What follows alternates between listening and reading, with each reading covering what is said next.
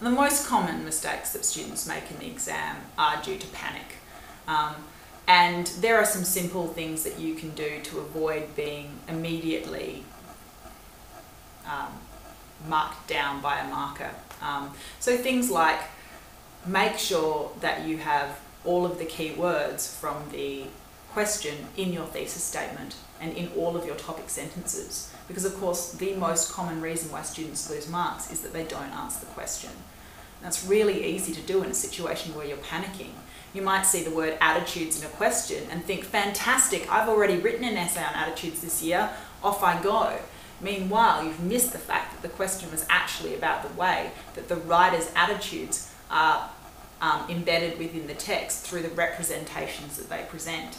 And your essay is about the attitudes the writer encourages us to accept. And that's a totally different essay, even though you're using quite similar information. So the most important thing is to make sure that every topic sentence you write either has a keyword from the question in it, has the keywords from the question in it, or at least synonyms of the keywords of the question in it. And the thesis needs to have all of the keywords of the question in it. It keeps you on track, and it's also polite because your marker can see that you are actually answering the question.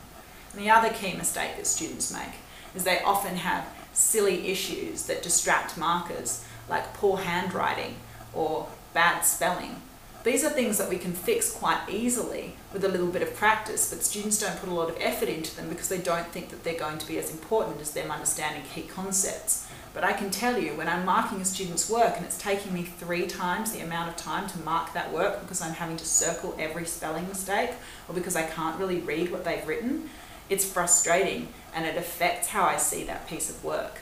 So things like that are really simple, easy things to just make sure that the marker is able to see through into what you are actually saying.